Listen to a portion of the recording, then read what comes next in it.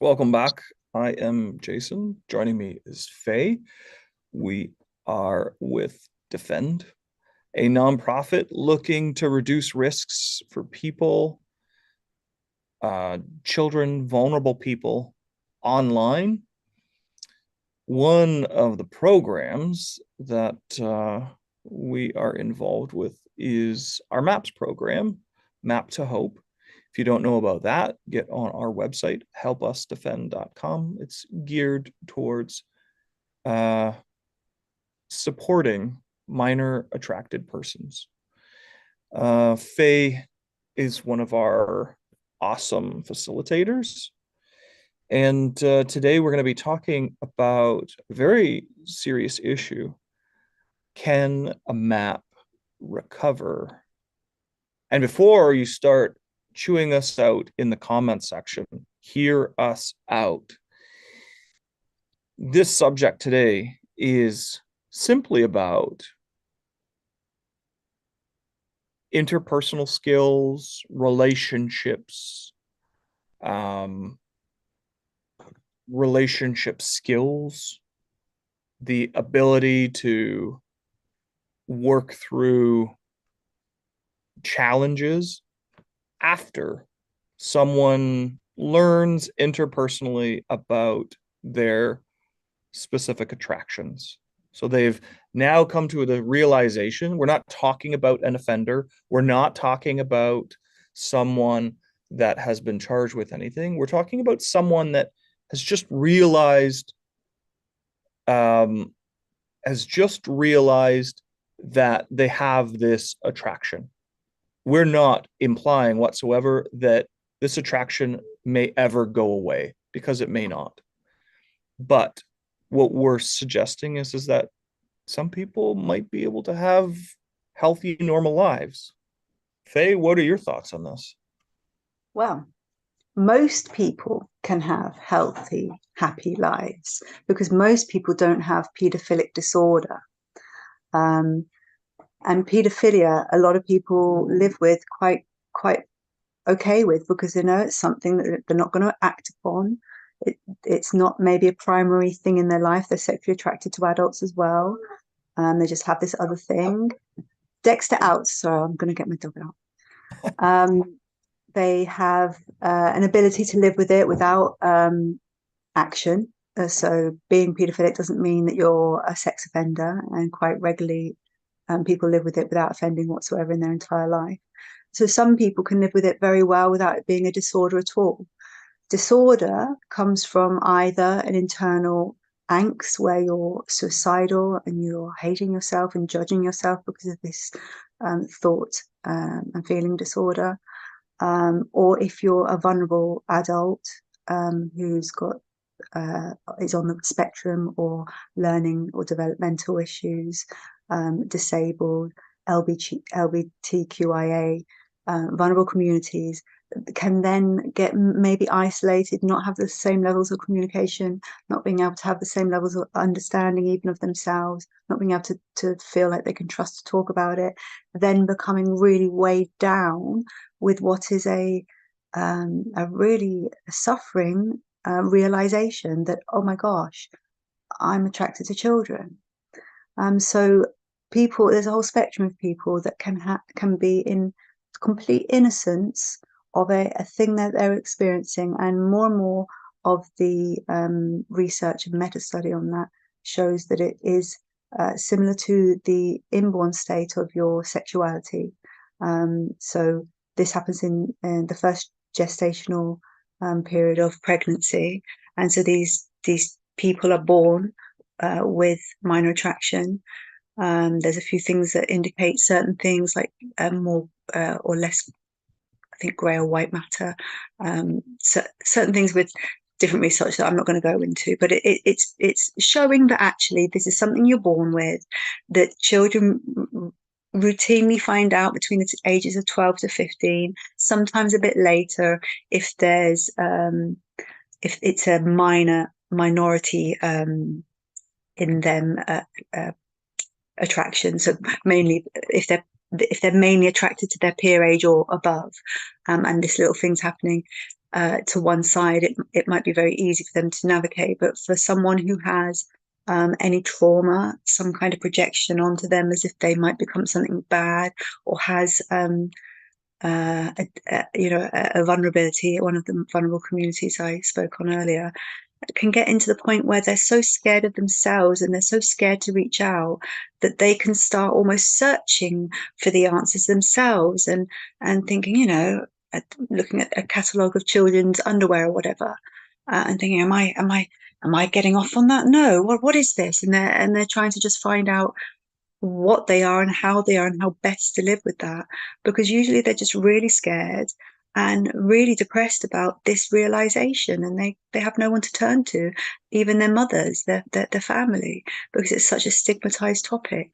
And what we want people to understand is that it's a very easy condition to live with if you have the right support, and you know what it is and you know how to navigate it. But B, even in disorder, it can be brought back into living well, because a lot of those disorders come around bias and stigmas that aren't even true. That this means, if you are paedophilic, it means you're going to be a sex offender against children, and those two things don't match up in research anyway. Most adult convicted child sex offenders are um, heterosexual men who are struggling with something, and they happen to lash out in this way rather than a plethora of other ways they could have lashed out in. And they're not attracted to children at all. It's just they were an option of letting out whatever angst they're trying to live with. And I really believe that's a lot to do with toxic masculinity, and not having our men be allowed to have the full range of emotions that women have, which of course we all have because we're humans. But some, men are less allowed to have struggle, less allowed to struggle with their emotions, or have emotions even, that's sort of told to man up or whatever, in these really dangerous, toxic sort of projections. And I think all of that mixes up into a thing where people get trapped in something that they um, can struggle with either internally, and I think a lot of there's increasing levels of teenagers and young adults killing themselves, and I think that's because there is an increasing level of teenagers and adults having trouble with their childhood because it's been online, and they've been exposed to all sorts of things, and now as an adult they're trying to come to terms with those things. And if they have any other these other comorbid things going on, they can really struggle to actually come to terms with that. Yeah. Even as a person who's a trauma survivor, I have autopedophilia, where I have an internal realization that there is a separate child part living inside my adult body. So there's no seamless adult who's allowed to have rest and play and hobbies and all those things that are child part, and fantasy and sex and da da da. But there is a distinct separation because of the level of trauma that I had, and because of that internal, I feel like a child in an adult's body. What the hell is this?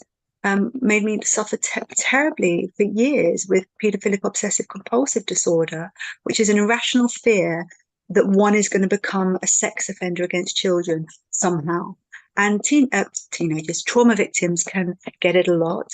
I think a lot of teenagers are getting it because another research has come forward that teenagers are searching for hentai and manga rather than regular porn, or in fact, really what's the word? Strong porn. I can't Normal. say. Yeah, well, not regular porn, but like regular porn, as well as the higher category where it's like choking and CNC, and all of these scenes being played, BDSM. So if they've seen all of those things, once they become an adult, and like I've treated clients who have no trauma, who just are on the autistic spectrum, who had a couple of like real innocent things as a teenager with other teenagers, and now that they're an adult, they're like, oh, sometimes it comes into my mind, and like, who am I, what am I? And they have this big POCD out of nowhere, and they have to be sort of reassured that no, people remember their teenage experiences, and that doesn't mean you're going to be a sex offender. And like really actually talking through what it is to be a teenager nowadays who has grown up online and has been exposed to things too early, or things that maybe they didn't want to be exposed to at all, as well as what we really require is a separation between self-produced child sexual imagery among peers, or even shared with adults, that children and teenagers shouldn't be put on sex offenders registries, or labeled child sex offenders for what is actually in this era's child a normal childhood online, which doesn't have a lot of education, support, or direction. And they're only just starting to catch up with the fact that we need to educate our teenagers and our children on this, because otherwise they're going to get in trouble. And look, lots of them are getting in trouble. And whoa, what are we going to do? Because we can't put them all on the child sex offenders registry, because now at this point, children and teens are the number one category of producers of child sexual abuse material or child sex offending against each other. So, recently I went to the prevention symposium, and there were some really great research facts put out that yes, we have this awful thing coming with our teenagers probably suffering with POCD and autopedophilia because of their childhoods online and what they've been exposed to, but because of all the education and things that they've been putting out, two categories have reduced substantially in sexual abuse, and that is familial and situational. So that's any family, sibling or uncles, grandparents, fathers or stepfathers, and also situational, which would be not situational. What's it called? Oh, no. You know, where it's like in a place like a club, or I can't think what that's called, where it's it's not situational, it's Transactional. I mean, like organizational, not organizational, but like it's within by a set. association or I can't think of the term. It's not any of those, but anyway, it's where clubs, churches, youth groups, homes, respite for children, all of those places, occupational therapy type things, less child abuse is happening by adults on children in both of those categories. So at home and in those things I can't think the word of, clubs and stuff. So that's a great thing. But also, we've got this terrible horizon of just acres of children not knowing what to do with their childhoods because they weren't educated or supported. In fact, they're being criminalized and projected upon as bad. You're being bad. That then, well, who do we talk to? Because you're already telling us that we're bad. Like, how can we ever come to you with anything that we're actually really struggling with when already we're cast as the bad uns? And really, they've only just been born into something without any choices. Like, then they haven't got any choices here.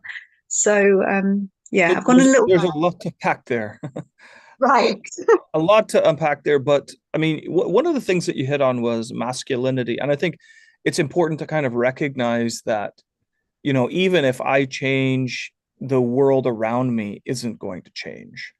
Right. And, I can only control what's in my purview, what's, in my field of view, what I do, my feelings, my emotions, my reactions to the world.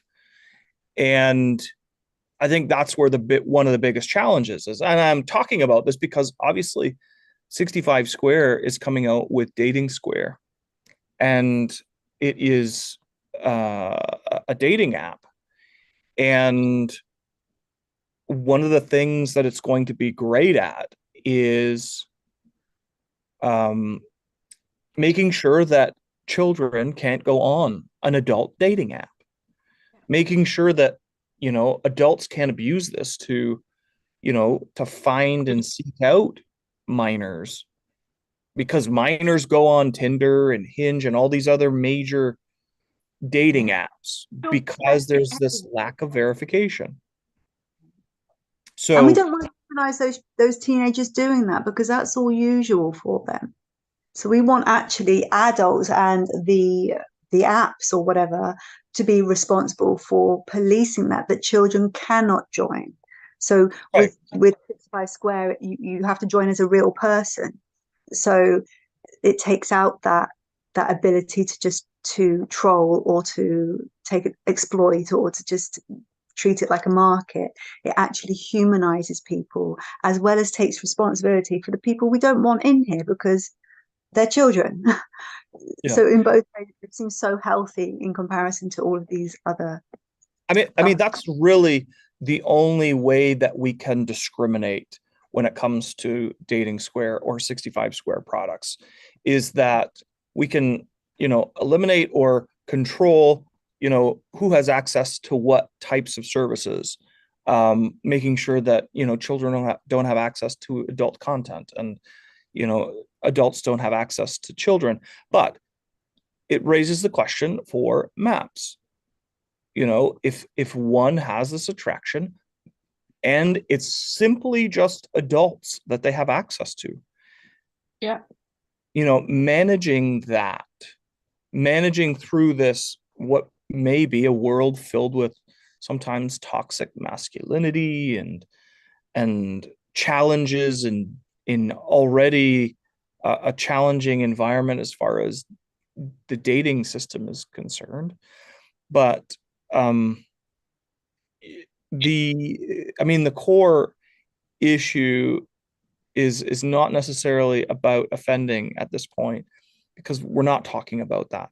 But we're talking about people that deal with this as attraction.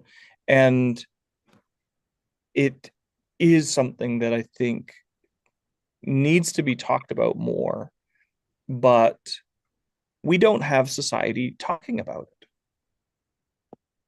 it.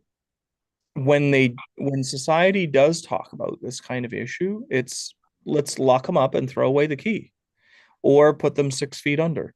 And that's how society generally, if I had to estimate, 70-80% of people fall in this category of let's do one of those two options when it comes to maps. Even if they haven't offended against a Right. minor, just the attraction part, something that they've been born with, as you said. And I know that that's what Dr. Cantor says in his research, that this is something people were born with in utero.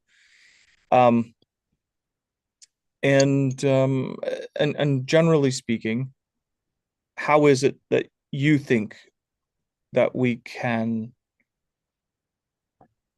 support this issue better?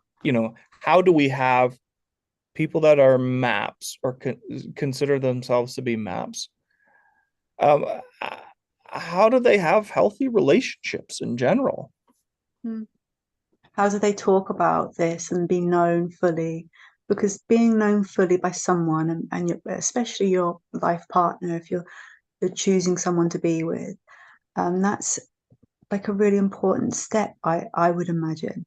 Like coming out to my husband, my um husband, it took me like 8 years to tell him, and it was before we're having children, for me to say, look, I have this thing that happens. Like I have these crazy abuse dreams that like I'm reliving them and I'm having an orgasm during them and I have flashbacks during sex and I have like these daytime flashbacks and have all of these things that happen and it causes this thing inside where I'm a child and like to explain that to someone when you're absolutely fearful of what they could think about you but like feel like compelled because they should be allowed to choose not to be with you, to feel so responsible that you have something so disgusting that it's your duty to tell someone so they can leave you if they want to.